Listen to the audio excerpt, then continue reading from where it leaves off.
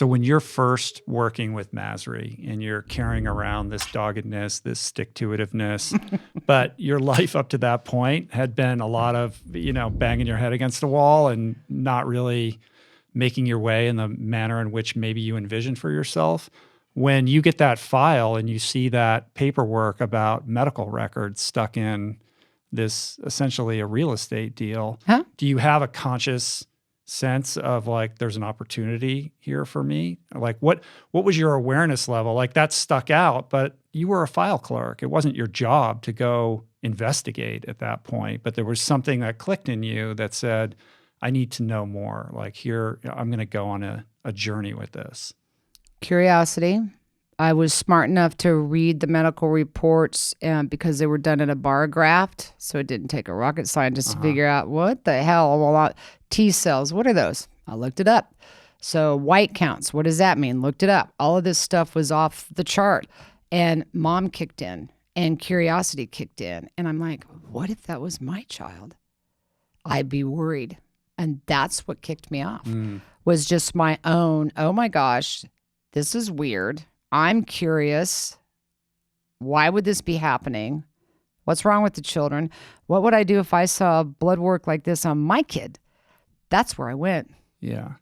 In the movie, that woman is played by Mark Helgenberger, right? Yeah. Like is she a stand-in for a variety of people or based on a real person? Because in the book, Roberta, my sense was that she knew kind of in the book, she was more up to speed and more suspicious and knew more. Like it plays in the movie like she's less suspecting of what's happening.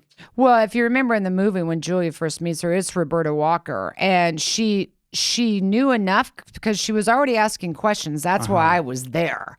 And you see her connect the dots in the conversation. And she goes, my God, the water, the kids, the pool. Roberta was already there. When she looks out and her kids are swimming in the pool at the time. And that's how I got involved, beginning with Roberta's persistence. And like I told you, in every community, there's a Roberta Walker. Yeah. There's an Erin Brockovich. Oh, they're there. Yeah. And then when they joined forces, we started really getting some stuff done. I still talk to Roberta all the time. I was just on text with her the other day. She's amazing. And she's one of those moms. And she was done with the bullshit and she'd been pushed through enough. And, we talk about in the book, when people come to me, like even Roberta, when she first came to the law firm, in a way, they're looking for permission, if you will, to act. And what they really need is support. And when I showed up and I'm like, oh, hell yeah, no, I wouldn't deal with this. If this was my kids, I mean, it starts there. The support starts there. And this is something that was really well thought out to keep covered up. Yeah. And so the community, they didn't know who to listen to. And then once we got together, it's amazing what happens because nobody ever wants to be the first to say it. And we don't wake up every day and ask our neighbor, did little Johnny get diagnosed with colitis? And have you been having chronic nosebleeds and weight loss? We don't do that. And once we started getting Roberta come to the firm, I go out there, Roberta and I together, and then calling another mom and another mom, very quickly we became a bigger group. And I talk about that in the book. Logic, just common sense, leverage. People think leverage is a bad thing. No, it's not. That's getting to know your neighbor. The minute we started leveraging ourselves with the community, PG&E ignored us with 1 and 5 and 10. When we came 50, 200, 500, 600, they're like going, what's going on out here? And that creates an environment where a whistleblower might feel more inclined to disclose what he or she knows. I mean, in the movie, the Fisher Stevens character, like short of getting, his documents, it would have been a different story, right? So you need the groundswell, but you also need those people on the inside who might be willing to share with you something that you're not going to be able to find otherwise. Well, you do, and you're absolutely right. And Roberta Walker had already been to the water board, and she had made a note on one of her notes, and I'm like, what's this CR6? And she said, oh, there was chromium 6. So she was already on it. So when I went into the water board, that's when I started seeing the documents, like the one I just shared with you. So oftentimes documents are there. On the intake, somebody may or may not know what they are and files them.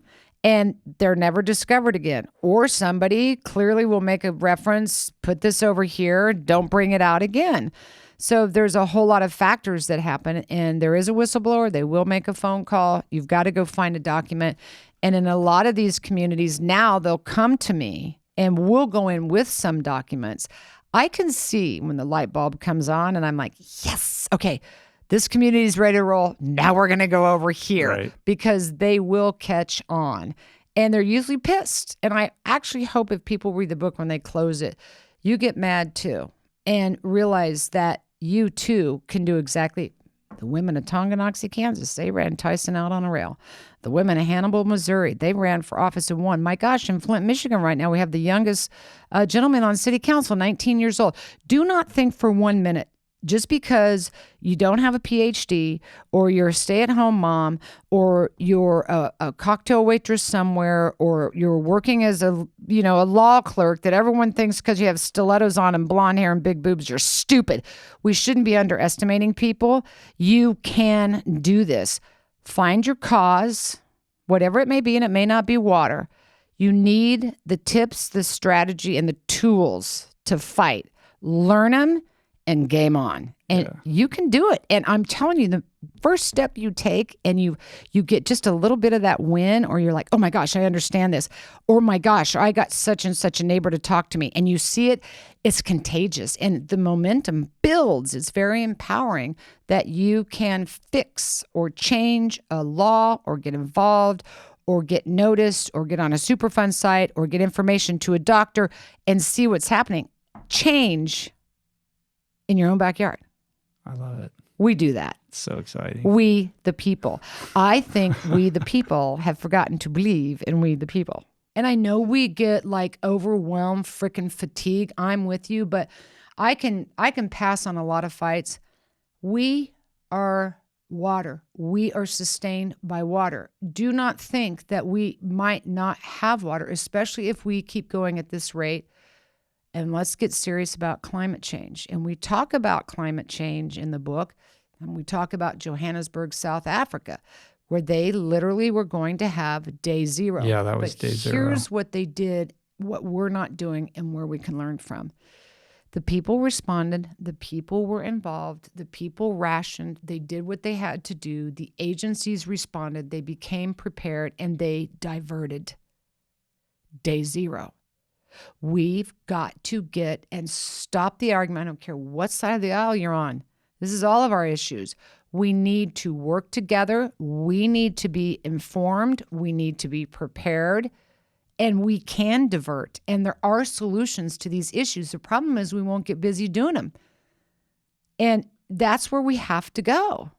Right. We, as a consumer, cannot take anything for granted anymore. And I do believe that we, the people, have an absolute obligation to ourselves, and to our family, and to our communities, to make it our job to find out and be informed. There's no reason why you shouldn't be. And to act and to find your own courage and not be afraid to step up and get involved. Because Superman is not coming. No, but tag, you're here. We're it. Powerful Erin Brockovich in the house. Thank you so much. I do want to share with you. Yeah, it's great to have this conversation because, when I go to parties and people ask me about water and it turns into this conversation, I'm telling you, I know what they say when I leave. They're like, oh my God, don't invite her again. Oh, are you kidding? People are going to freak out. They're going to love this. I know it's overwhelming. I feel it too, but we talk about it in the book. You can come back and we could talk for 2 hours just about PFAS. Absolutely. People love it. But you know what? I will share with this. And my program RAM, Realize, Assess, and Motivate. It's all about oneself. Realize who you are, assess who you are. And, look, oftentimes we look for a hero. And the only person standing in your own way of being that hero is frankly you. And we all get that little negative voice in our head that tells us, do this, don't do that. Realize that you can have that strength and courage. You can find it. Assess. Don't assess your bank account. Just assess who you are. What's your character? What's your loyalty? What's your respect? What's your cause? What's your passion? And what I wanted to say here is we do live in a crazy world. I'm thinking my head's going to spin off. I really do. And it's just going faster and faster and faster and faster. And what's happening for us as people, we're losing our mojo and we've lost our motivation and we are frankly exhausted. And what you need to do when you hit that wall, and you will as you move into whatever your causes are, and it may not be water, you got to know how to fight and you got to have the tools. One of the tools that you have to do is self-renewal. We're all on our computers, right? And when a bunch of data comes in or an overload, what do you get? The blue dot just spins and spins. That thing really irritates me. That happens to us. That's when you need to disconnect. You must do it. And get back to a walk on the beach. Get back to a hike. Get outside and plant begonias. Go play a round of golf. Disconnect and reconnect to yourself. It's amazing when you do that. You can hear yourself think. You can feel yourself feel. You can take a moment to breathe and get clarity. And when you do that self-renewal, you'll find yourself waking up the next day with some motivation and energy to go at it again. How do you feel about this, later chapter in the McConaissance of you becoming like this guru, this person of wisdom that, I don't know when it began. Maybe it began when you gave that commencement speech, but at some point you kind of went from Matthew, the actor, into somebody who, was basically imparting life lessons to the world. Like, how do you think about that, or how do you feel about that? Was that intentional, or is it just a byproduct of who you are? I think it started off more of a byproduct and then has gained some intention along the way. To go back to that, it's live. We're all on the show.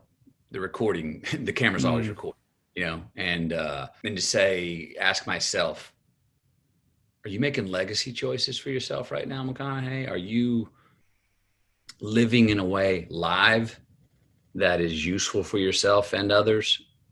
Look, I'll say this. I go back to University of Texas, and I had an idea for this script to screen class as a professor, but in my mind, I'm still like, I'm talking to students. I feel like I was there the other day, but then I start sharing things with them and they're going like, whoa, that's awesome. Thank you for telling me that. I'm like, oh, that wasn't obvious? And I'm like, no, we didn't know that. And so I started to go, well, wait a minute. You got 28 years of experience of acting and being on sets, Matthew. Oh, geez, that's right. Add that up. You do have some experience that may be innate to you now that is novel to a student. So you do have something to share, some experience to share that maybe someone else didn't have. Sharing this book has got quite a few tools in it for how to find our frequency individually and hopefully as a collective. We're going through a time right now of great distrust. We don't know what to believe in. You don't trust others. You all of a sudden you look up, you don't trust yourself. And that little revolution can go back and forth. Well, now I don't trust myself. Now I really don't trust you.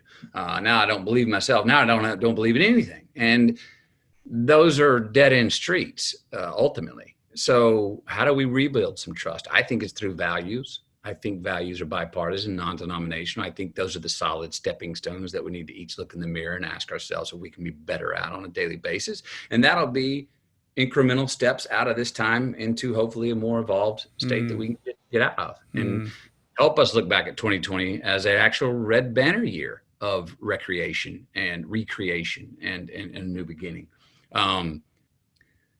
We got to remember we're never going to arrive. There's not a destination. Man. I don't, it's like our lives and say America, the Langston Hughes poem, America, yet. That's what we should be chasing. Yet. We never get there. With the social cultural revolution we're not going to get to perfect justice. But if we can make an incremental ascension forward, that's it. Stay in the race, commit to the chase. And with ourselves, can we just keep chasing our better selves a little bit and know we're going to screw up along the way? Can America just we're an aspiration. Our lives are an aspiration. America is an aspiration. It's a chasing of yet. And And I think that's what we ultimately are as individuals. We all should be chasing ourselves. What more fun, wild, adventurous thing to chase in your life than yourself?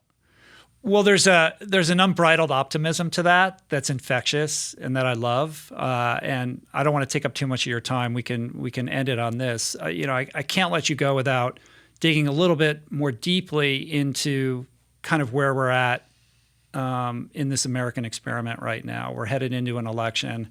We are extremely divided. Communities, families, individuals are having difficulty finding common ground, being able to even effectively communicate. And there is this, layer of whether it's fake news or misinformation that's confusing people and driving us apart. And I have this sense of us fracturing, and I'm trying to figure out how to get my hands around it, how I can communicate with my brothers and my sisters, how I can be more empathetic. Like, how can we look to what unites us, to our commonalities, which are so much more robust than the details that might divide us on paper or on social media. But I find myself concerned about what I'm seeing and where we're heading. So how do we right the ship, Matthew? Great question. Solve this problem for me. And for us. Oh, wow. Yeah, right. I was talking about earlier. Yeah, it is times of great distrust in others, in ourselves. Our social contracts are broken. Our personal contracts are broken. We don't have expectations of ourselves or others. Right now, the private sector down to the individual has more power than ever. We can't trust our leadership. Politics is a broken business. What do we want? People are wanting security. Well, we're all individuals. Wait a minute. Where's the collective? We got to. All this is being politicized along the way. The body counts are being added up for which side of the aisle wants to win. That's the only numbers each side is counting. We got an election year. Are we going to have a civil war? Man, can we just get to January 2021, which is a symbolic day, but nothing more than a symbolic day. Do we have a 10-year restoration? Do we have a 20-year restoration? I don't know how long it'll go. What can we rely on? Empathy, one thing. A little amnesty right now. It's a tough time for everybody. I don't know how to make a collective change. I don't know how to make an overall systemic change or a law. I don't think people want to be legislated like that. I think it, again, comes down to each one of us need to look in the mirror and go, how can I be a little bit better? What can I do a little bit better? I don't have to be great. I don't have to be perfect. There is no best. How can I be a little bit better? How can I be a little more fair? How can I understand that my brother and sister are also hurting, maybe in different ways than I am? How can I have a conversation without a condemnation? How can I have more patience to take a breath and listen and let someone who hasn't been heard speak more loudly than maybe they need to, but hear them? How do we make this time not just a flash in the pan? How do we be honest where the choices we make for ourselves selfishly are also the best choices for the most amount of people? And then there's not any specific recipe for that, but take that into consideration when we make our choices for ourselves. Again, responsibility and freedom. We're going to have to build our way out of this time. We're going to have to break a damn sweat for a while. And I think we have to have that long view, that feeling like this is going to go on for a while. Now, how can we make that a part of our daily instincts of how we go about our lives? How do we treat ourselves? How do we treat our loved ones? How do we treat our employees? How do we treat people we work with? How do we treat what we're building? And what are we just for profit, or are we for purpose as well? What's our purpose? I'm not interested in politics. I'm interested in some purpose, though. Politics is a broken business. We don't know who to trust. So that's what I mean by the private sector, down to the individual. You have more power right now to define your future than ever, because you actually don't have anyone else up there, no institution to rely on for that guidance. So I understand it, man. Some of us are going, well, what the hell, man? Give me a map. I don't know what to trust in. I don't know what's the consensus here. Some of us are going to do well right now because we can just keep our head above water. Just try and make it through this time. It's going to pass. We're going to be moving forward. We are not turning the page yet, though. When the time comes to turn the page on COVID, when the time comes to turn the page on the Cultural Revolution, the only way it's going to work is that the collective, all of us, every color, if you've got COVID, if you don't, every color of skin, do it together to some form or fashion. I think, as much as we are a nation of individuals and love our individualism, we are failing at any sort of collective responsibility. We have failed with the mask of seeing that as a civic duty instead of a damn don't you tell me what to do bullshit. It's the wrong kind of selfish. It's actually not a selfish move to fight those fights. There is a responsibility that we can choose to take for and with each other and ourselves. And those two are not exclusive. My hunch is it lies in values.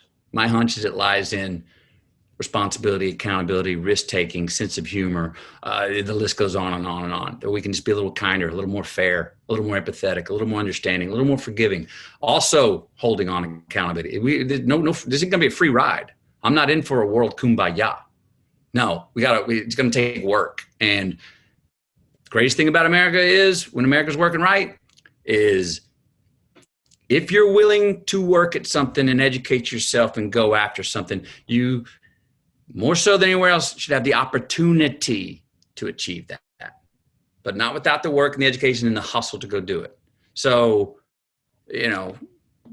I'd say this, man, start off with trying to create more green lights for yourself and others and see where those two meet, and see that actually being selfless is actually a very selfish act. Creating more for others is actually very selfish for yourself as well. And try to make sure your selfish choices for yourself also light the way for more people as well.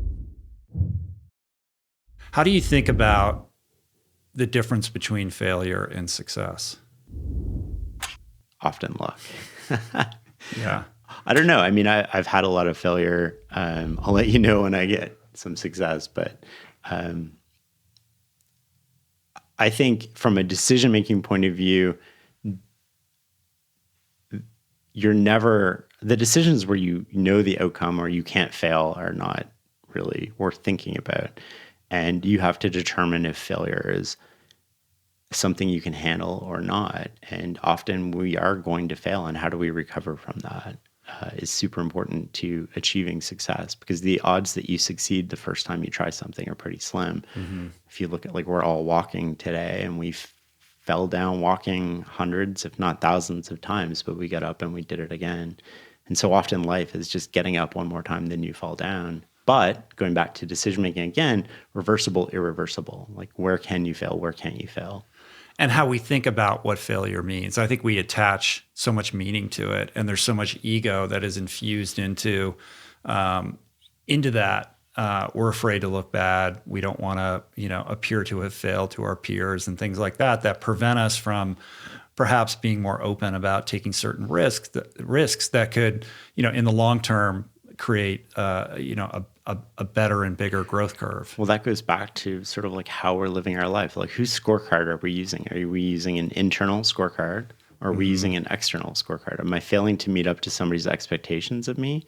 Is that something I want to do, or do I want freedom? And the freedom in this case would be freedom from living up to other people's expectations, freedom from sort of feeling the need to fulfill society's obligations to me. And I'm not saying like break the law or anything like that, but we're so often driven by, like, you're subliminally and otherwise told that the people who attain power, money, and fame are the people to emulate. Like, my kids come home from school and they start talking about all these celebrities. I'm like, man, I want you home talking about, like, Richard Feynman and Albert Einstein. Yeah. And, like, these are the heroes, right? Like Elon.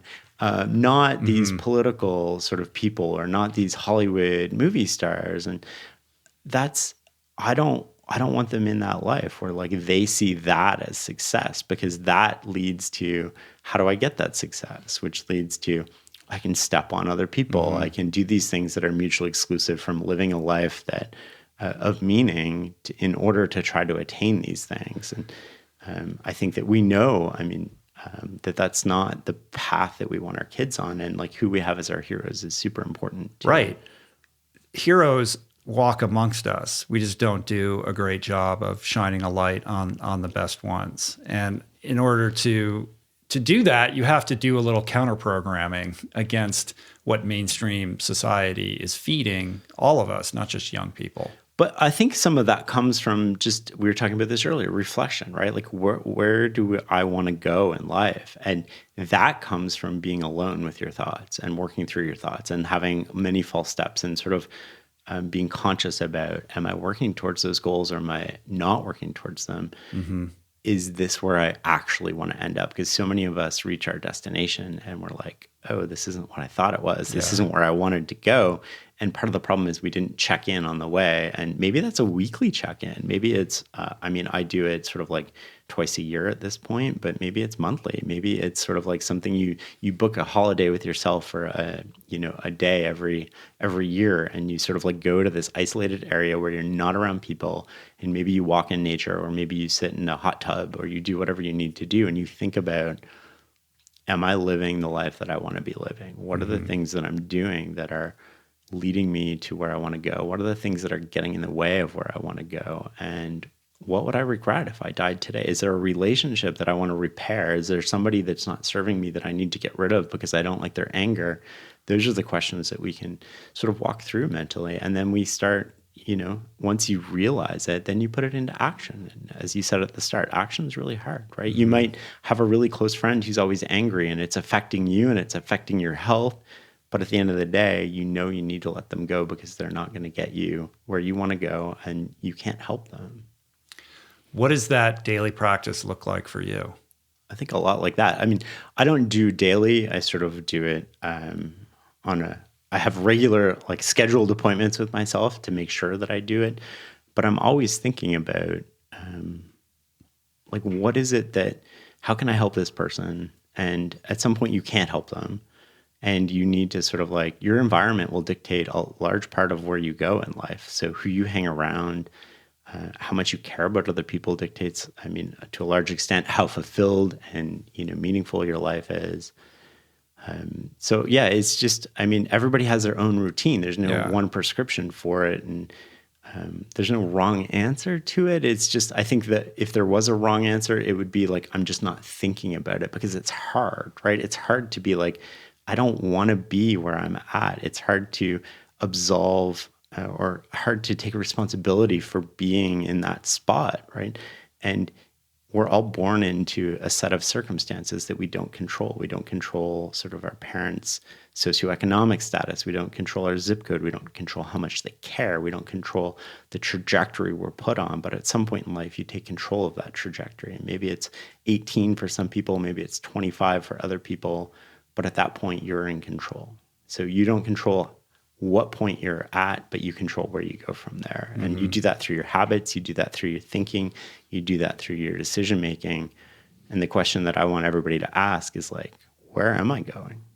Am I going to get there? Is what I'm doing today going to get me where I want to go? And if not, what do I need to do in order to get where I want to go? I'm here listening to you and I'm like, this is amazing. And I'm also like, I'm noticing my resistance also because I'm like, this guy's trying to write a computer program for, an operating system for living, life. You know what I mean? Yeah. And I'm like, I'm a very emotional, sensitive person. And I'm like, where does intuition, where does that like I'm a huge spark believer. Where you don't know where it came from. And you're like, I'm channeling something where I don't even know from whence it arrives. Like, is there a place for that kind of spirituality to live in the work that you do? Totally. I believe that that's a huge component to our lives, right? So I don't believe in just pure rationality. I don't think that's the way we should live lives. And I think that emotion and sort of spirituality and community and all of those things are also part of it, right? Mm. We're part of an ecosystem, but individually,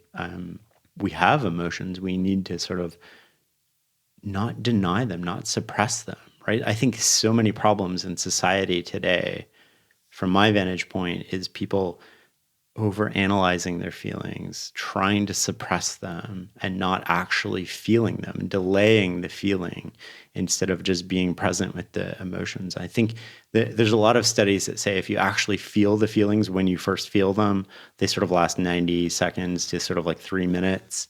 Like if you're angry and you don't suppress it and you don't sort of like analyze it, and you just feel that anger, it'll go away pretty quickly. but it's when you suppress it that it starts to crop up again and again. You become passive aggressive, then you become aggressive aggressive. And I think that we need to feel those feelings. And there's decisions that you're going to make in life that are not rational, and that's okay, right? They don't have to be rational. I think what you want to do is just be aware that you're conscious of the fact that you're not making a rational decision, or you're okay sort of like throwing the rational side of your brain out, like quitting a great high profile job to start a blog is, not necessarily the most rational decision you can make. Who you marry, who you're in a relationship with, what that connection is like, those are not purely rational decisions. Those are very emotionally driven, chemistry, physiological, response-based decisions. And I think that those are equally powerful, if not in some cases more powerful than rational decision making.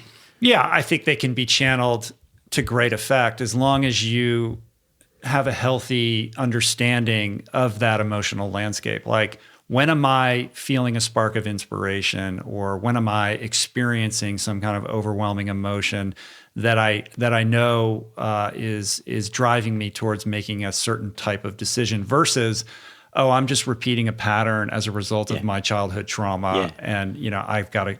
This is going to take me down the wrong path. Even though I feel strongly about doing this, I know well enough to know that that's not the right thing to do. But so often that becomes an excuse today too, right? Like we sort of like, oh, I was brought up that way, but going back to what I said, this is what I do, right? So we tell ourselves that narrative, and that narrative becomes reality when another narrative you can replace that with, and often we have to replace narratives to get sort of better narratives, is that I'm in control of my life. And no matter what's happened to me, it might not be my fault that I'm in this situation, but it's my responsibility how I handle this situation going forward. It's my responsibility to respond to this situation in the best way that I can. And I own that, and nobody else owns that for me, and I can't blame my past. But everything in my past has got me here, and that's okay. That past has put you on this trajectory. It's put you at this moment in time.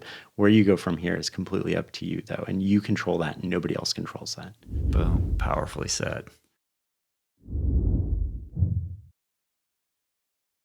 In the fairness versus inclusion, conversation, it's not a matter of tipping the scales towards inclusion over fairness. You're thinking that these things can coexist and that it's not problematic. Absolutely. And I think transgender women and girls have been competing with women and girls for years without problem with their peers. And they've been participating on sports teams at the high school level, at the elite level, and there has been no problems, right? And I think that what the discrimination against transgender women and girls actually does is takes away from the real issue about the disparity in sport and the gender inequity that exists in sport. What we really should be focusing on is women's sports and how we uplift women's sports. And I think that targeting transgender women does not do that. It doesn't help. The real problem is the lack of access, the lack of resources, the pay inequity that exists within women's sports because of systemic discrimination. Yeah, well, certainly that's for real. I've just put up a couple podcasts that kind of go pretty deep into that. I mean, that's a huge problem. But are there in the track and field context, are there transgendered women who are killing it, competing against? There aren't. Tell me what I don't know. means. I didn't do any research on this, so I actually don't know. Track and field is the one area that, when people are talking about this across the country, they're looking at 2 transgender girls in Connecticut who are high school student athletes who last year went 1-2 at state. When we're talking about dominating, when they went to nationals, one didn't even compete, and the other placed 30th and 31st in her 2 races. Okay. And so, yes, they have won races, but dominating is inaccurate. Right. And I think that, people really pick up on those stories. And these are 2 young Black women. And, I bring up race again because race is absolutely a part of this. Being a transgender woman is absolutely a part of this. Women in sports, both cisgender and trans, have had their bodies policed for years, for decades. And it's by targeting transgender women and focusing on people's bodies, I think that we really perpetuate that issue within women's sports. Well, what happens in track and field, I mean, the case study that gets brought up conflates intersex because it's all about Caster Semenya, right? And whether or not she should be allowed to compete. And that brings up a different, kind of ripple in the, fairness versus inclusion conversation, because this is a human being who was just born a certain way, you know? And so should she be unable to compete and penalized because this is how the universe or God or whatever you want to call it made her in a certain way? I can't, proclaim to have the answer to that, but it's an interesting, conversation that needs to be had. Yeah, absolutely. And I think it's really important that we remember that there's not one way to be a man. There's not just one way to be a woman. And there are certainly categories that they have for hormones at the elite level of testing, right? But there's not just one way to be a trans person either. And there's not just one way to have a body that excels in sport. So the body that a swimmer would have is going to be different than what would be helpful for an elite sprinter, yeah, of course, or a rower. So when we make these generalizations about trans women dominating in sport, or someone like Caster Semenya, having her makeup being able to dominate in sport, I think that we reach real dangerous territory. And what's the vision that you hold? Like 4 years, 10 years from now, like where would you like to see the state of culture and sport? And we can kind of wrap it up with that, I think, right? Like where is this going? If it was up to you? I think that sport is one of the most magical places for people to exist. I think that sport is a vehicle for social change, and the change that happens within sports in terms of policies and acceptance and inclusion can really be a guide for the rest of the world. And we've seen it in the past, and I think that we're at a crossroads right now where how we treat inclusion in sport is going to reflect in the rest of society. Yeah, absolutely. I mean, I think I read somewhere that you were inspired by some of the great, activist athletes out there. I don't know who in particular, but there's these iconic images that come to mind, from Muhammad Ali to the closed gloved fist on the podium at the Olympics, and the ability of the athlete to move culture forward and advance conversation around ideas that people are resistant to, is a thing, and I think that you're somebody who is on the sort of razor's edge of this in a new and broader conversation around civil rights and what that means, and what kind of culture and society do we want to be and live in. And I think your advocacy is admirable, and I'm in awe of your athletic talent, and also your strength and your courage to put yourself out there, in harm's way. I think in a very real way, like you're putting yourself at peril to get this message across, and that may get lost in the conversation, but I would imagine that that's a very real consideration for you as well, your safety. So it's important work that you're doing, and I wish you all the best, and thank you for what you do. Thank you. Athletes have a platform, and I think that athletes have social capital, not just in the United States, but in the world. And we look at Olympians differently. We look at professional athletes differently. We even look at high school and collegiate athletes differently. And so I think it's an incredible position for me to be in, to have this platform, to have a Nike sponsorship and things like the New York Times article, and to be able to express to people the concerns about the realities facing transgender people, not just in sport, but in our community as a whole.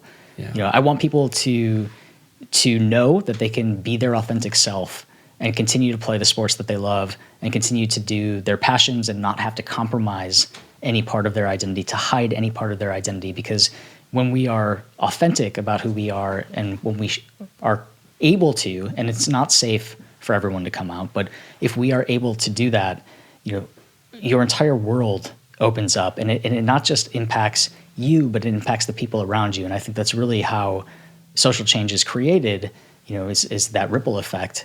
And so, my hope is that me waking up every single day and living an awesome life can be my advocacy. And, all the other parts I have to talk about are, part of that. But I really just want people to see that, that I am possible, that they are possible because I am possible. And, nothing is off limits. Like, people can have a future, but the future that I didn't see for myself when I was younger, it exists. And for the person who's listening, who's living, a secret double life, or just is afraid to come out, what are the what is the kind of message that you would like to impart to that person? Yeah, there are so many factors that go into one's ability to come out, and it's now with laws and policies like this about access to care and safety. There are financial concerns and family support concerns for young people. There are, very real possibilities that people will lose their house or their, apartment and their housing, their employment and things like that. And so there are so many factors that go into it that I would never tell somebody that they have to come out. And I think this is one of the problems that we have in professional sports is like, we're looking for that out gay male athlete in the big four sports. Like, when are they going to come out? There are so many factors in any LGBTQ plus person's existence of whether or not to come out.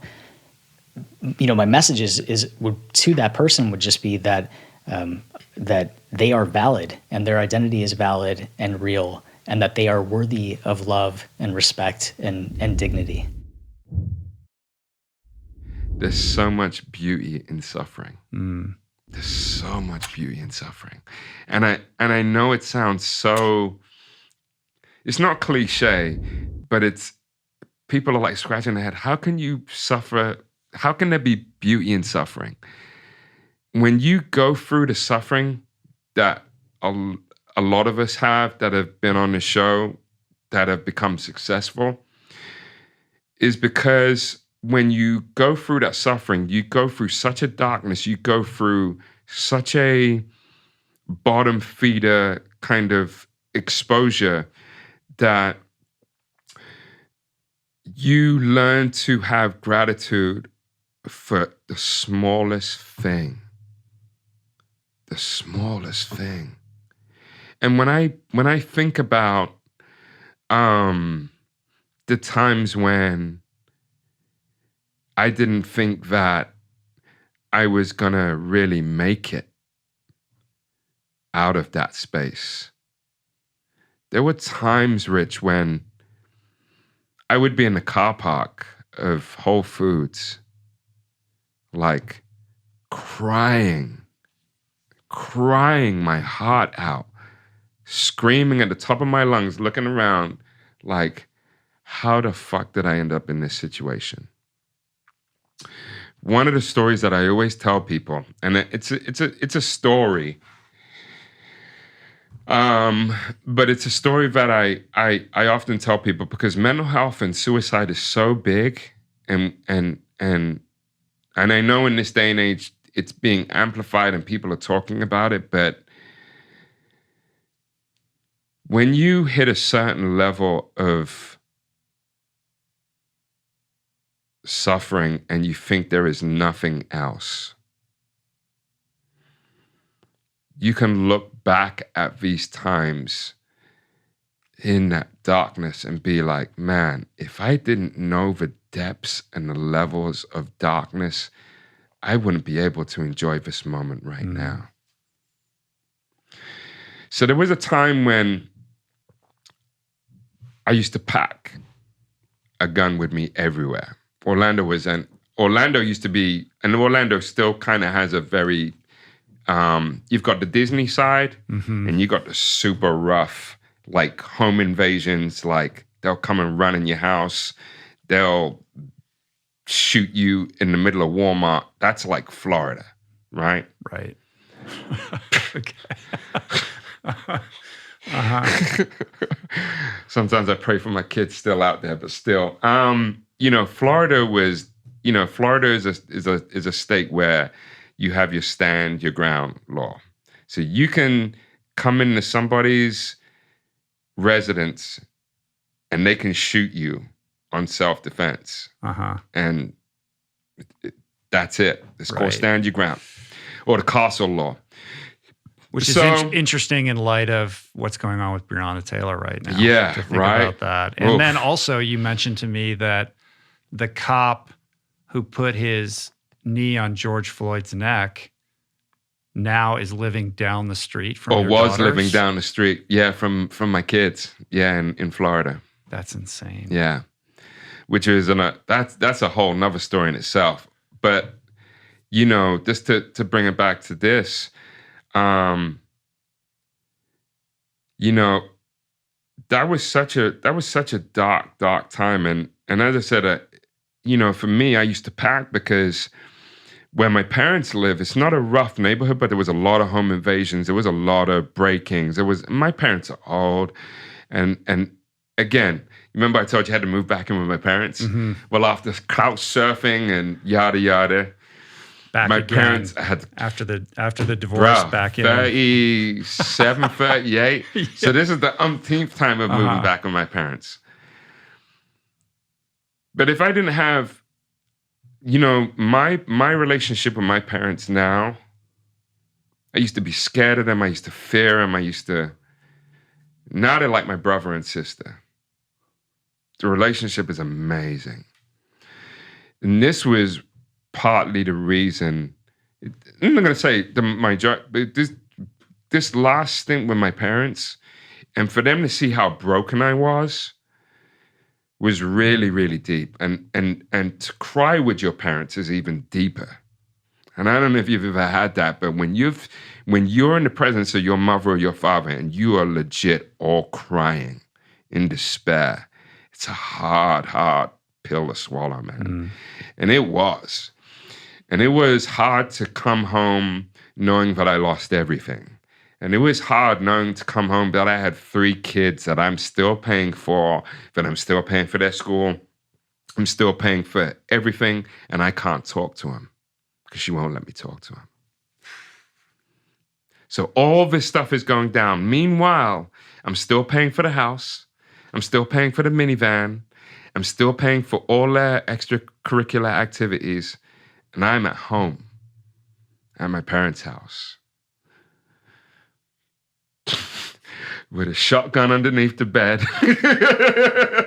Crying in the parking lot of Whole Foods. I mean, did you have a sense, you know, this idea that you can't be a phoenix without the ashes, right? Like this idea that you're being burned for a reason, that there's a purpose, or that there's something to be mined and learned from this experience so that you can emerge more fully integrated. I mean, with all of this spiritual education behind you, you must have been able to hold on to some aspect of that, or to believe, or to choose to believe that there is some kind of purpose or lesson to be learned here. I did, but it was very little in the grand scheme of things. Yeah. It was very little because although I had the running that kind of took me out of that space, right? Because I would run and running was then, that becomes your new healing modality. That becomes my new healing mechanism, right?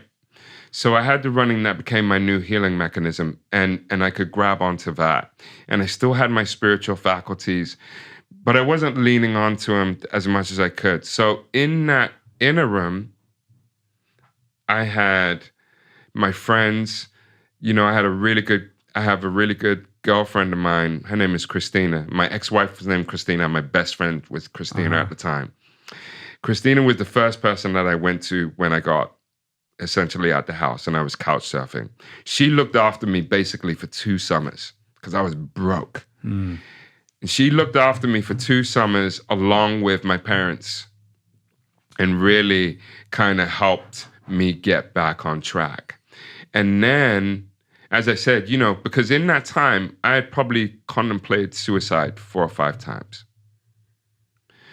And, you know, the one story that I was trying to bring up, and I really bring this story, was me in the parking lot of Orlando Zen Center. A friend of mine, Sandra Bianco, love Sandra. Sandra was the one who said, you need something. come to the temple. At the time, I didn't know what the temple was. She said, come to the temple. I was like, okay. So I drive up there, and I've got this big Springfield 45 next to me. And at the time, I just got off the phone with my ex. We had just got into a major argument. She's asking for more money for the house. I'm literally just like shaking, and I'm just shaking uncontrollably. And I'm like, do I just do it right now? I'm looking at the gun. I'm in front of the temple. I'm looking at the gun. And then I'm like, all right, fuck it. I'm going to go do whatever this fucking thing is. I don't know what I'm going to get into, but I'm going to do it. And that ended up becoming that could have been my last day on the earth. And instead, I chose to sit in front of a wall in silence for an hour and a half. That's heavy, man. An important thing for all of us is that we want to just stay healthy and get through this with the energy and the strength that we currently have, and hopefully can build upon that versus deteriorate in any way. And not even from a virus standpoint and the concerns with that, but also just because this time requires so much extra energy in everything we're doing, from homeschooling to everybody being in the house and patience and so forth. I mean, me with 4 kids here at home, and all of them teenagers, you can just imagine how they're all staring at me going, you got to be kidding me. We're so sick and tired of you. Yeah. But, and so they're being healthy, getting enough sleep, eating well, and having some sort of physical outlet every day makes a huge difference on having the patience and perspective for them, because it's difficult for them currently too. Yeah. And also, it's going to be of memory for all of us, regardless how it hit us, whether in a positive way, in a negative way. That's the unique thing about this. It hit the brakes on the entire world, and we're all going to all remember this forever. Our teenagers, our younger children, us as adults, 20-somethings, 30-somethings, everybody has been impacted by this. Everybody's going to remember this time, right? And people have been saying it's our 9/11 moment or this and that, but it has hit so many more spectrums of society. And there's a lot of ways we don't control, we don't know how it hits everybody. So all we know is how it hits us. Doesn't mean we don't have empathy and care and respect for those who are working through this, and healthcare workers, and those who've been hit by tragedy, or those who are losing their jobs and so forth. But it hits every one of us individually. And so what are we going to do with it? And that's what we said earlier, is how do we want to kick out of this, but also how do we make it memorable? And it's going to be memorable either way. So if that is going to be memorable either way, how do we want it to be memorable? In a positive, meaningful, caring, thoughtful, family sharing, joyous way? For others, it's not. It's not going to be that. But we don't control that. And it's like, I was reminded of that Viktor Frankl quote, right? If you can't change or control the external circumstances, change yourself, or, your own internal circumstances. And that's this is one of those times that we only control us and how we present ourselves to the world. And part of that is this, whether it's family, whether that's work, whether that's our loved ones, whether that's our body, and how we go about our day and carry ourselves as that beacon of strength and support and outward love to others. Yeah, I can think of only a handful of other moments in my life where the world sort of stopped.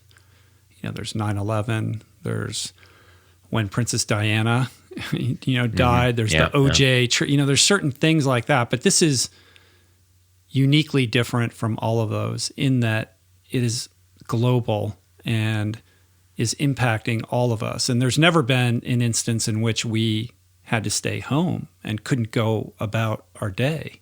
And I think with that, it gives this experience a certain quality that I think has the power to unite us. There's a commonality of experience that we're all sharing right now. But I fear the divisiveness that I see. And I think there's a certain kind of toxic environment out there that if we're not really paying attention to ourselves and focusing on our priorities and really striving to be that beacon that one could succumb to. And there's these opposing forces of the kind of unifying aspect of this that can be uplifting versus this destructive, force of negativity that I see out there as well. Yeah, for sure. I mean, we watched as a joke, not as a joke, but with intention, but it was funny. We watched Groundhog Day the other day, the Bill Murray movie. And it was weird because I've watched that a few times, but I never really took the message as clearly as it was when I watched it this time, with regards to how he was just being indifferent about everything, right? And just like smoking and doing all kinds of getting drunk and being a jerk. But then once he started paying attention to the lives around him and caring and giving, he found fulfillment in that repetition, right? He found love that finally broke the loop, but fulfillment, despite the day continuing, he was fine with it because he was giving and he was focused on externally helping others versus just focusing on what he can get out of a day repeating itself over and over again. But anyway, I mean, it's Bill Murray. I mean, you can only get so much message. But I thought it was interesting because here we are, we're living a very similar Groundhog Day. Like, I don't know how many times over the last few weeks I've said, like, what day is it? I'm not even, they all feel the same, right? With the kids home, there's no sort of weekend versus day. But as soon as the process takes over, like we were saying earlier, and knowing what we need to execute on every day, whether work, whether family, whether training, whatever it is, there's sort of a fulfillment in that repetition that I've come to enjoy actually these last 10 to 14 days of, all right, accepting this is the process currently, and I'm going to make the best in the present moment of this process. It's really the only way. Acceptance. Yep. Railing against what is will only lead to resentment and frustration. Yeah. So to embrace what's happening and shift your perspective and look at it as, I think it helps to understand that everybody's going through it. You haven't been, singled out for this experience is helpful. But the only way to find peace is through acceptance. For sure. And it is also with regards to, like you were talking about, being sort of stuck with this lack of compass and direction currently as we pull back to the training aspect and the athlete aspect. But the athlete's mindset is exactly that. Like you said, the awareness to stay in the moment and do the best you can do at the task at hand, whatever that task is, right? If it's currently with my family, or currently at work, or currently in this process of training, or currently, going on a hike and noticing nature around us like that. That's all we can focus on. And that's the best place to focus on in the current moment, in the present moment. Yeah. Have you had any athletes that are just completely unraveling? Yes. Yes, absolutely. I mean, don't get me wrong. I'm probably busier than ever currently just because so many are at home and A, have more time to train, or B, a lot more ideas. Exactly. A lot more emails, a lot more phone calls. I'm also taking this time, like I was talking earlier, about going over everybody's running form and cycling form and stretch cord form, or those that can open water swim. And they're all sending me videos. So I'm going through that. But there are definitely those who are completely off the rails. And there's those just as on the other end of the spectrum that are completely unmotivated. It's like, all right, well, I know I can get to a certain level of fitness again. And it's hard to argue against that. The only part that I say there is that when we come out of this in that future version of ourselves, how long will it come to get back to par and get to where you want to get to versus staying somewhat close to par and then just increasing the effort, the training, the fitness, that piece that you want to get to your event.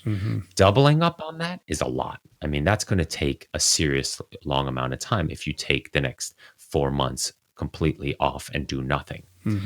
So that's another thing to keep in mind. There's a basic maintenance level that our body can be just a few weeks removed from getting back to basically par fitness, being pretty fit, but not, perfectly primed for an event. And that's sort of where we want to bubble right now, just below the surface of, okay, I'm maintaining a healthy body, that it is strong enough and healthy enough in order to then up the training when that urgency, when that time comes again. The other thing that other athletes have noticed, Rich, is that those that are completely overtrained and keep adding stuff, they're realizing by doing less, how much better they're sleeping, how much better they're feeling. They're coming out of that fog. Oh, that's interesting. They're coming out of that fog of fatigue for the first time going, wow, I didn't even really realize how tired I actually was. I'm like, there you go. Yeah, that's great. Yeah, I like that. Yeah. It's been cool to kind of watch all these people take what they're learning from your book and then sharing it and seeing some of this stuff go viral. Well, the thing is that at one point, if you had vegetables in your life, and maybe it's I'm not a historian and I cheated my way through high school, so I really don't know when, but there was a point in time that if you had vegetables, you either grew them yourself or you knew who grew them. And fast forward today, most people have no idea where their vegetables are coming from. They're getting them in the supermarket, and most of America is in food deserts, so they don't even have the quality of vegetables and produce in their supermarket. So now we live in a convenience culture. So when I was living in New York, San Francisco, LA, there was always access to fresh produce, either in a farmer's market or a health food store or supermarket. I could always get fresh produce. But when I went back to nature, and in my community, there's 600 people in 100 square miles, and there is no health food store where we live. This power of empowerment and sovereignty around sprouting was something that I couldn't believe it. When I came up with this idea, I thought that it was flawed. I must be missing something.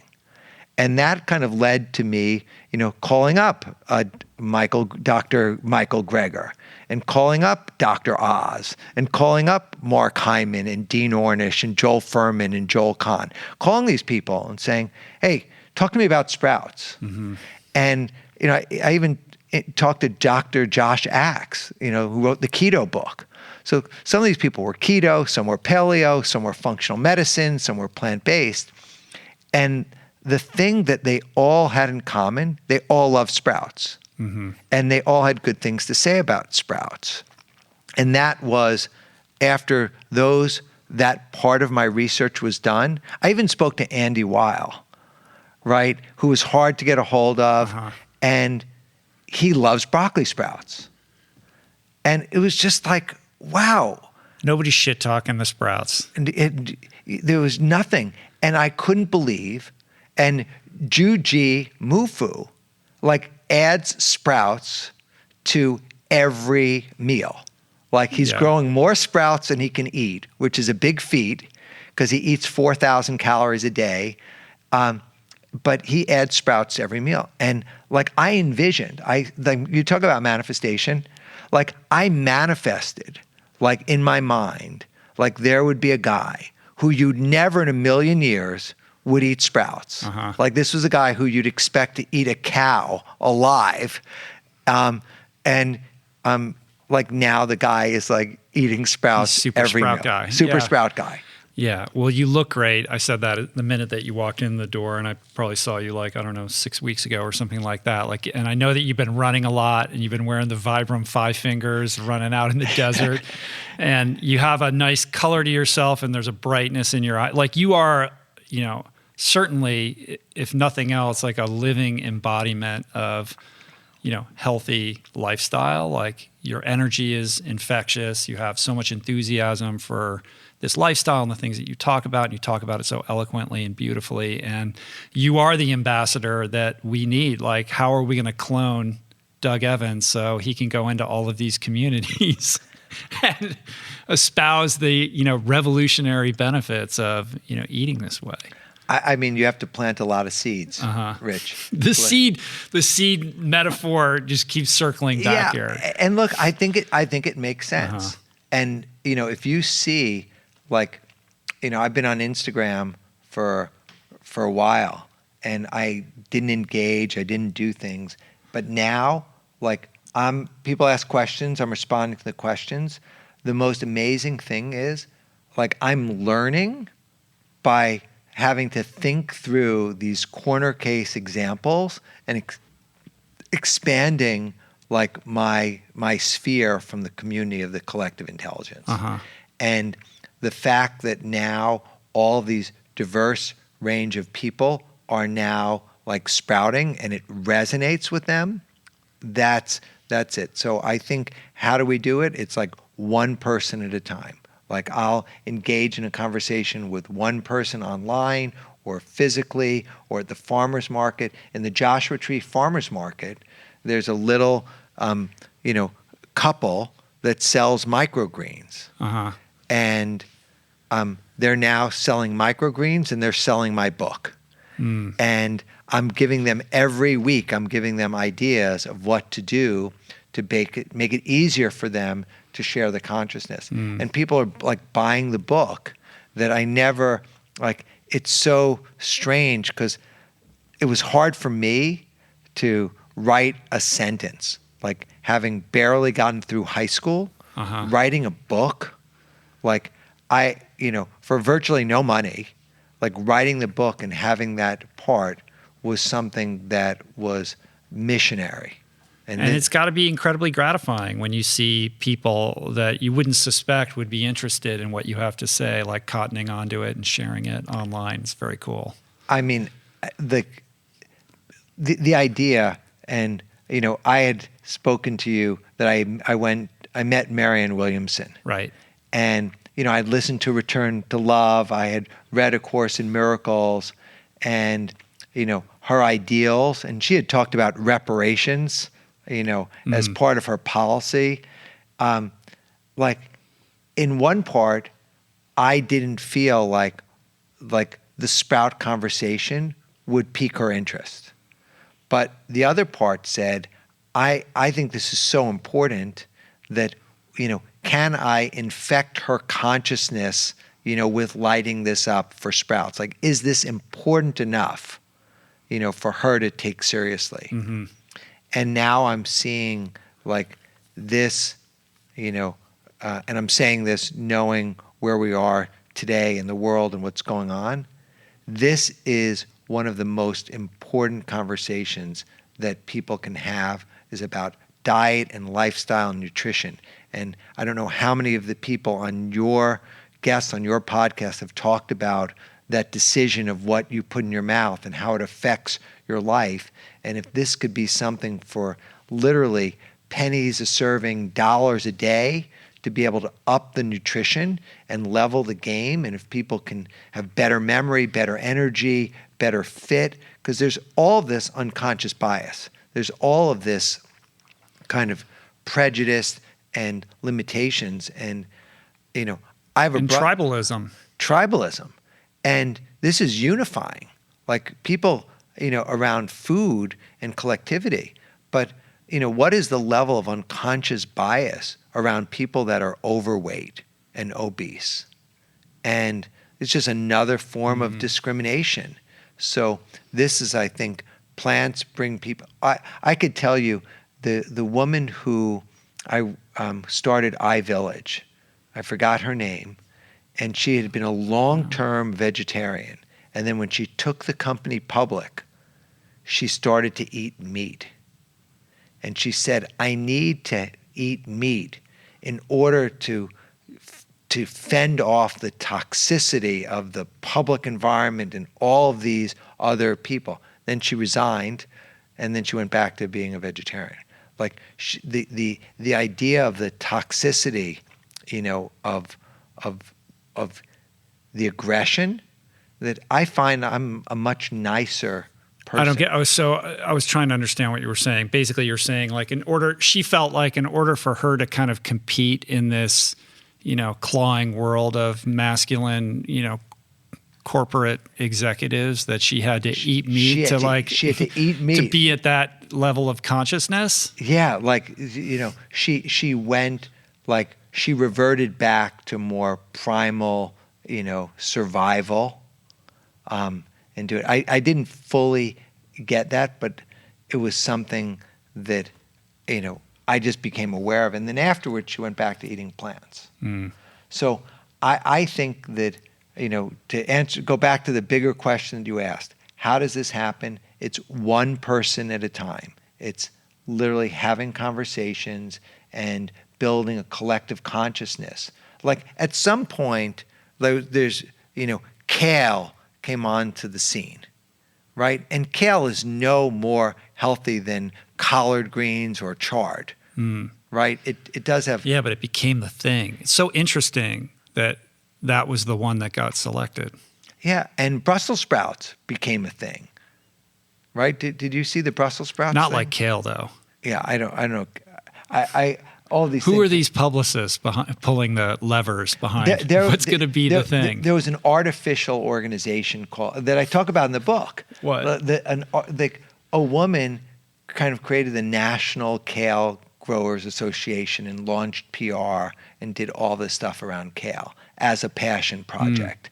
But it wasn't. It was like her project, and it ignited. And I think that, sprouts have been around for a really long time. I pitched one publisher in New York, and I made the recipes, and I brought her some seeds, and there'd never been a book on sprouting from a major publisher. I mean, it's just like, so all these things were. And now I think that this is the time for sprouting has come. To be a phoenix, you got to burn. It's like the whole process of rebirth. It's not easy. It's not painless. So the precipitating event for what led to love yourself. The inciting incident. The inciting incident. Yeah. So what does it be called in chemistry? Yeah. When the reaction happens. I'd built a company. I'd self-funded it. This was going to be my FU money company, right? And I was doing very well. I was actually taking away real business from Google and Yahoo in a vertical no one had ever done before. I was pulling it off, built a great team, got the deals that no one could get. It was like I was obsessed, right? And I was built 3.5 years, and then I ran out of money. Building a tech company in 3.5 years, you'd run out of self-funded. Self-funded, right? Pretty much everyone's going to run out of money, except for a couple people. And I took investment, and it was doing well, and then the whole thing blew up. And I lost everything. I lost my company, but along with it, I lost my sense of self-worth, to put it mildly, because my company was my complete identity. What I was doing was my identity. I was depressed beyond belief. I had no money. I was living off credit cards. I remember having to make some payroll on the side to some of my employees of credit cards. I was like, look, man, you bought in my crazy dream. I can't have your wife and kids starve because, Wow. And it was rough to be an understatement. There were times where I was like, look, I remember looking at the Bay Bridge from my window, and really, like, I was so exhausted. I was burnt out. I was like really sick, burnt out, whatever they call it, adrenal fatigue, all the works. Like, I went to some doctor who worked with me later on it. And I didn't have the strength to walk over the Bay Bridge and throw myself off. Otherwise, I would have. I was literally like that. And I think it was the next night or the night after that I remember getting up, and I was miserable. I was like, I can't do this. I got to get out of this. I mean, again, I get out of this or die trying. That's it. I can't be in this space. And I walked over to my desk, and I would have a journal that I write in. And in there, and I still don't know where it came from, I sat down and I wrote a vow to myself. Now, I do believe in the power of personal commitment. Like, if I make a commitment to myself, I'm going to keep it. That's something I've had for a while. Something I've trained myself for a while. But a vow, I've never written a vow to myself. That I don't even know where that word came from. And then it was a vow to love myself. It came in the moment. I am not a guy who was thinking about, hey, you know what I need? You know what I really need? I think I need to love myself. That never occurred to me once. But yet in that moment, that's what came out. Where did it come from? What's that deep stillness that, runs the whole show? Well, I think what is profound about it is that destruction. It's like what you said. Like, if you want to be a phoenix, you got to burn. Like, opportunity finds its moment in destruction, right? And it's this grand opportunity to deepen your surrender to something more powerful than yourself, right? It's you're being asked to prostrate yourself a little bit lower, to really give over your ego even more, to humble yourself, and to let go, like you're being confronted with your character defects in a really profound way, right? So then you have to forgive yourself again, and you have to do it even more profoundly than you had to prior. Yeah, it's actually, I'm learning like life, it's like building a startup, excuse the analogy, but no company just rocket ships straight up to the right. It's like, it's loops, and but there is something to be said about consistency and what really matters.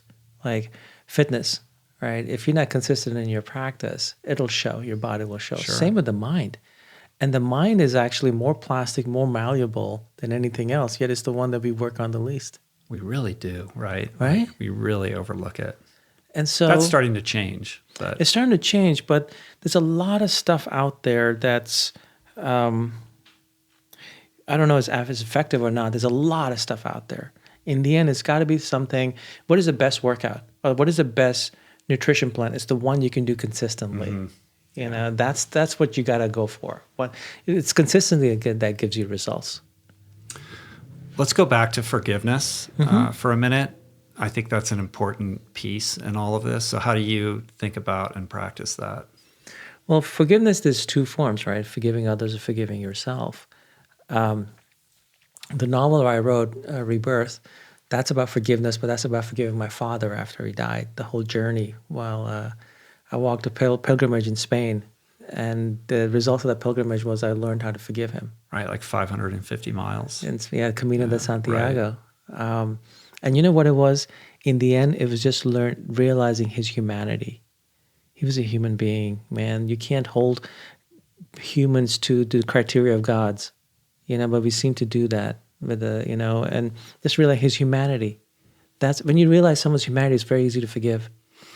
But in order to do that, you have to transcend your childhood lens on your parent, right? And shift that perspective to see it through the eyes of the parent. Or to see the eyes of a human being looking at another human being. You can never completely remove that, right? The parent, but if you can just do human being to another human being, that right away shifts it. And you see their struggles, their even faulty decision making, whatever, but their struggles. And that's when you understand that, if forgiveness actually comes naturally, because you can't help it. You kind of understand. You don't have to accept it. You don't have to say, yes, I agree. I'm glad you were that way. I'm glad you did X, Y, Z. But you can, because forgiveness ultimately is freeing yourself. Yeah, I think we look at it as a two-way street. Like, I'll forgive you when you ask me for forgiveness or you admit what you did and how you wronged me. But ultimately, the person who's carrying the resentment or the anger or that pain is the one who is suffering. The one who is the object of being not forgiven is often even unaware of that. Our great irony, and so it's right? a self-inflicted harm. I was at an event, a thing last night. It's another like little group thing that I do that was created by this organization called the Nantucket Project. And they've created these they're called neighborhood projects, where little, small groups of people get together and they watch a short film that the Nantucket Project produces. And then there's a discussion ensues, kind of like to create, greater community in our neighborhoods. And the movie that we watched last night in this group setting was a short documentary about the genocide in Rwanda and how the president of Rwanda was faced with this prospect of how to repair his country in the aftermath of this horrible tragedy. And the story is told from his perspective and also through the perspective of a perpetrator of the genocide, somebody who killed a lot of people, and a woman whose family had been killed. And ultimately, it's a story about how these two people forgive each other. Wow. And it's incredibly inspiring. And it left me thinking about the incredible exponential power of forgiveness. I think there's something beautifully transcendent and unique about forgiveness in that it holds this potential energy capacity to be so incredibly transformative. Maybe it's because it's rare. I don't know what it is about it uniquely, but to see that, it's impossible not to be moved. And it leaves you thinking about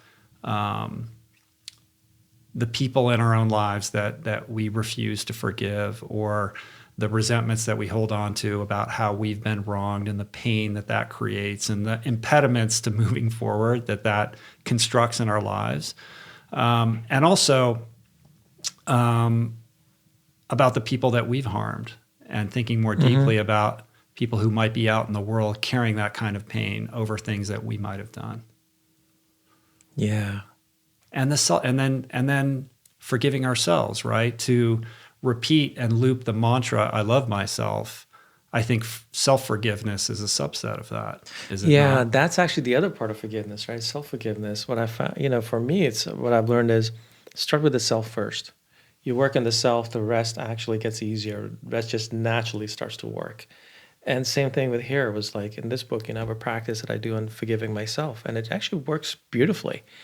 And it's a very practical practice, like everything. Yeah. It's practical. You can do it, and you will notice the shift. And what I learned was, I didn't have that in the original version. What I've learned is, if you're going to make a commitment to love yourself, you're going to do this practice.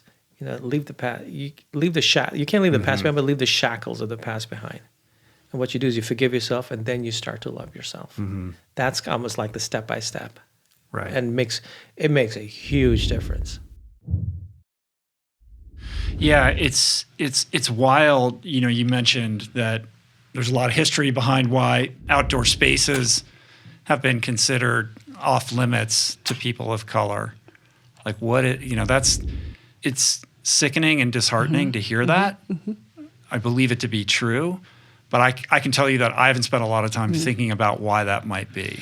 Well, if you think about how the national parks were formulated, and how that land was stolen from native populations, without regard to any of their history or their domiciles. That's just one part of that. And I also think of how just land in the U.S., ownership of land is very, very white. Ownership of any sort of real estate or land is very white. And so when someone like me appears, I look like I don't belong because the ownership of land has been traditionally white. And so, there's the government, there are private entities, that are also responsible for this sort of whitewashing of land in the U.S. And then there's white supremacy, white supremacist ideology that has it that Black people don't belong, and we are seen as nuisances in many different types of spaces. So, and there's research on that too, on like Blacks as a nuisance in public spaces. It's so heavy. It's really heavy. Yeah. You see, I'm smiling because it's so heavy. And to have to think about that constantly, and I do think about it constantly. Mm-hmm. Like every second that I'm on a trail. I may be smiling and I may be gracious and affable, but I am always thinking about whether or not people think I belong, and somebody gonna ask me a dumbass question, or they're going to say something stupid, or are they going to make me feel as though I'm not welcome? I'm always thinking of that, and which is why I'm like so effusive with my cheer, because I have to be. You feel like part of that is a defense mechanism to put other people at ease, Absolutely. which makes you feel more safe. Absolutely. Yeah. Yeah. I mean, that's the story of every Black runner. Yeah. Every single person who goes out and runs, who is Black, we have to signal.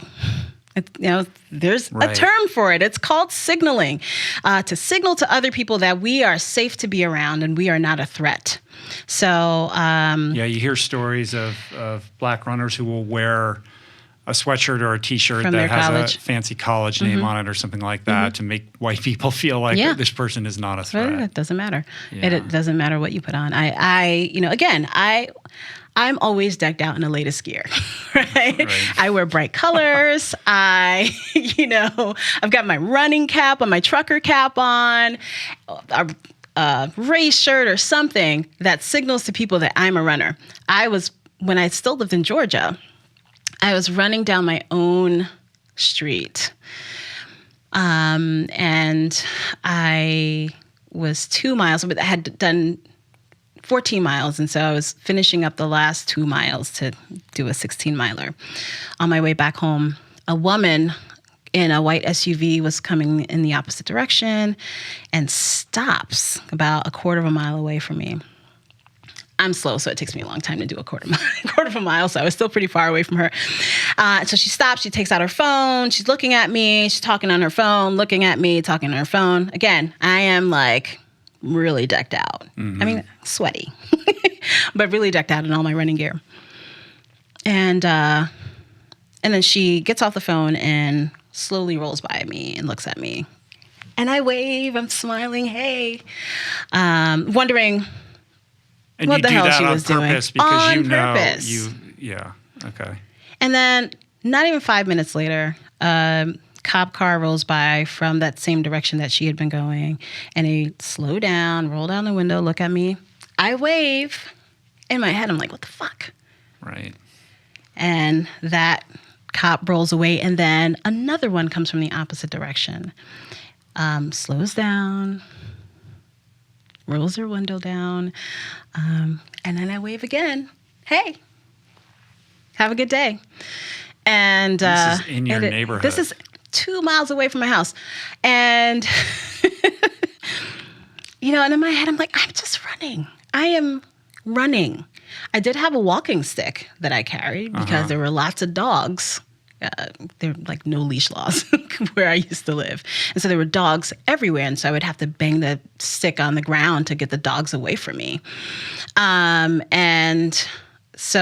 it was a very fancy carved walking stick. And so when I got back home, I of course I posted this on Facebook because, that's what I do. And, we had some laughs about it. And one friend called me suspicious black lady running, SBLR.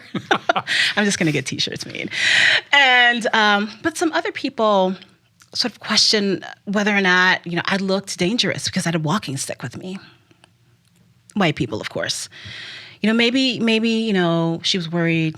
Maybe she was scared by the stick you were carrying. I was like, in my pink shirt Right. I was wearing, in my Nathan hydration pack and my dirty running shoes. I mean,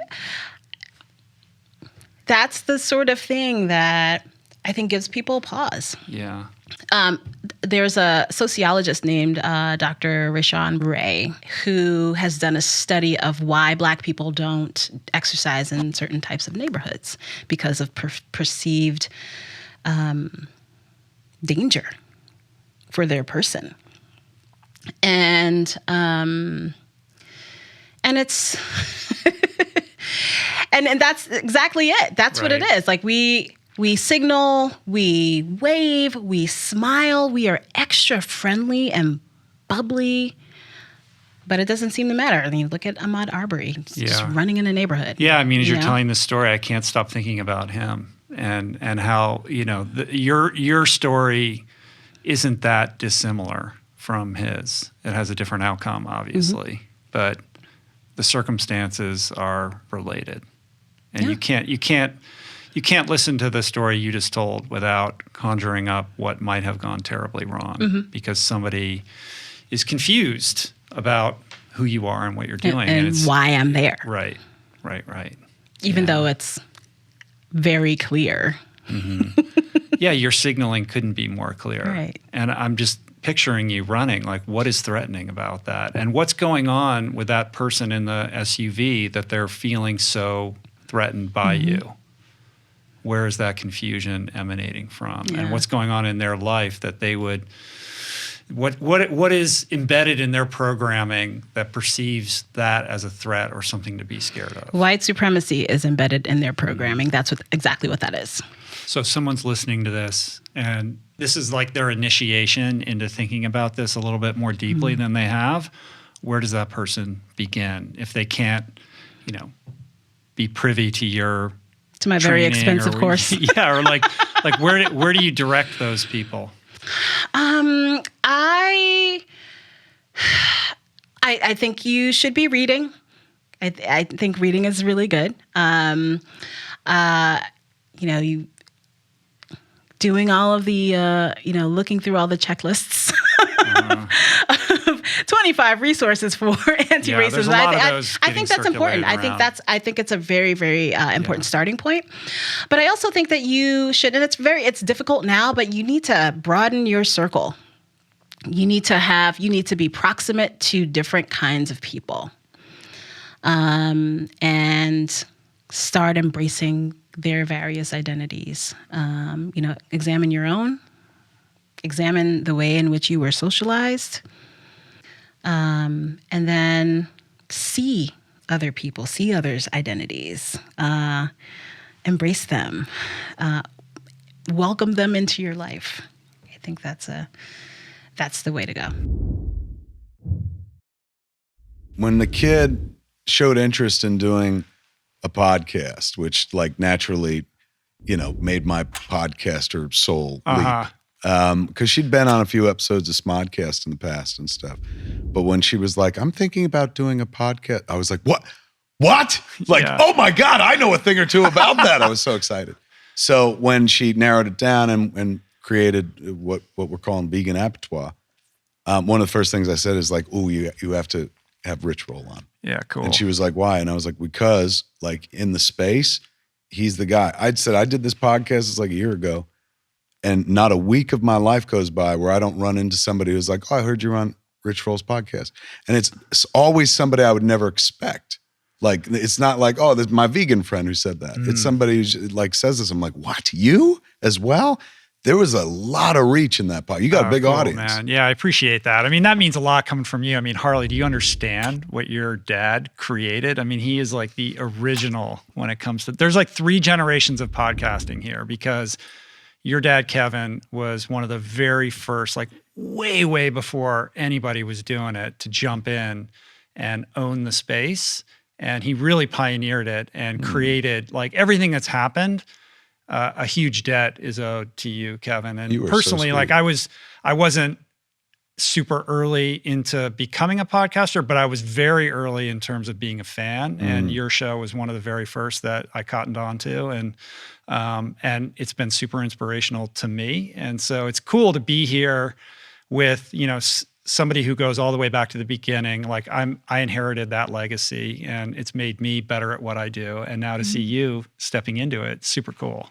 Thank you. I mean, he definitely explained how important he was to the podcasting community many times to me. Yeah. And I actually was going to try to attempt to do a podcast alone. And then one day he came up to the kitchen while I was making breakfast, and he was like, so I have to be a part of it. And it wasn't quite like that. No, it was. He was like, I'm going to be really insulted. And I think, no, you actually said you're going to make a mistake if you don't include me.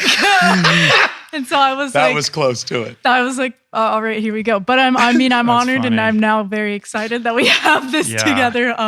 But he did make sure to explain his importance to the podcasting community to me, and give his own spiel. That's so funny. What? And look, you know how we were talking about like, oh, your father created something. I created something at this table, Rich, that I'm kind of wishing right now I'd create it a little differently. Wouldn't call me out in public and tell my secrets when I walk up in the kitchen. I did. I was just like, look, kiddo, I was thinking about it. Like, you could totally do a podcast by yourself, and I applaud that. But like, it'd be such a mistake for us not to do it together.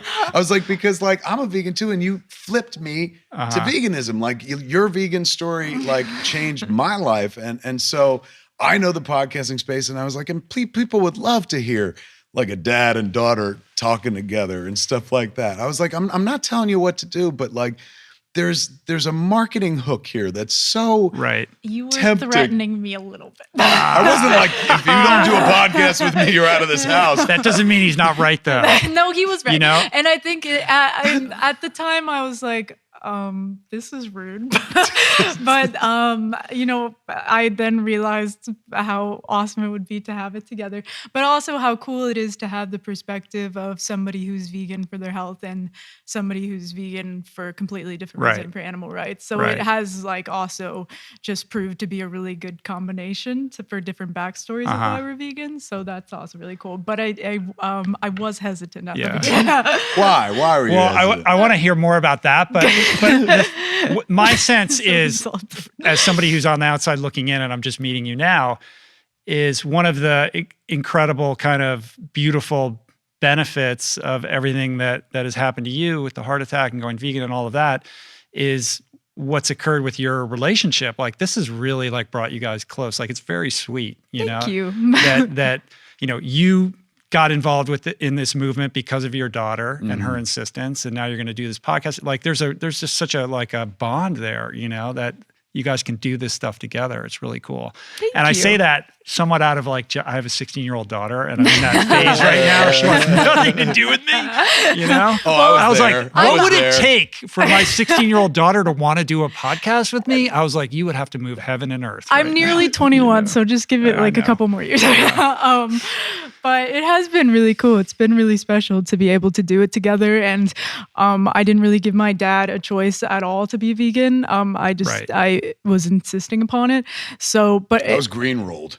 Just like, you're gonna go vegan. I was like, all right. Yeah, no. But you gave it, but initially, right? You said 2 months or something like that. Like that's how I posed it. But I was never really gonna let that happen. But I wasn't gonna be like, please right now commit to a lifetime of veganism, because I thought I would scare him. Right. But I did just kind of pose it as a few months, but I mean, it's been like 2 years. Yeah. now. I mean, even you couldn't have imagined that he would become like this, basically you're now like the new face of veganism, like it or not, Kevin. Like, no, but she knew in flipping me that she would he'd be a good get for us. I was like, this is important. She's like, he's got a big mouth and he's always talking about his interests, and if veganism was one of his interests, that's good for me and my community. So she kind of saw the benefit of that. But I would like to believe at the heart of it, she was just like, oh my God, I know a way to keep you alive. Like I had almost died clearly because I was ingesting not just animal food products, but far too many animal food products over the course of a lifetime. So even the nutritionist in the room at that point was like, a plant-based diet will bring your cholesterol down. And that's where she saw the opening and was like, yes, one of us. So, I said, look, I ate the way that I ate for 47 years. I'll give this 6 months. The least I can do is try your way for 6 months. Why not? And that was 2 years ago. Let me see, February, March, April, May, June, July. So almost 2.5 years ago. Yeah. 2 years and 5 months ago. And I haven't missed anything. That's the question I get the most from people about veganism. It's just like, what do you miss, bro? What do you miss? Like, well, your daughter's not here. What do you really miss? That's so true. Shady. Well, because they know that you're the commissar of all this. They're like, as you said, he was going vegan for life. So they know now I have two bosses in life, not just your mother, but also you. Yes, so when you're not around, when you're not around, they're like, come on, dude, what do you really think? And I honestly don't miss anything. There's nothing that I'm like, oh man. That's the thing that people are surprised about, because they suspect that you're just walking around craving in and out. Your whole life, you're like, I'm living a half or a quarter life where I can't enjoy food anymore. We live in California, and so they've got this veganism stuff down to a science. It's dialed in. Really tasty. But even without that, even if you're just like, look, I can't go to some high-end restaurant where they take a kumquat and turn it into a meatball. So what do? Beans and rice, man. Tastier than most stuff that I ate on the non-vegan side. And that's seriously my go-to. For the last month, that's all I've been kind of The last time I saw you was at the Mercy for Animals gala thing, and you got up to the podium to give away like the Hero Award or something. I can't remember what exactly the award was that you gave away, but you said something along the lines of, if somebody had told me if I went vegan, I'd be sitting next to the Joker. I would have done this a long time ago. A long time ago. Yeah. I don't know if he liked it. Joaquin kind of was like, oh, don't tell them I'm the Joker. As if they didn't know. Right. As if everyone in the room wasn't like, the Joker's here.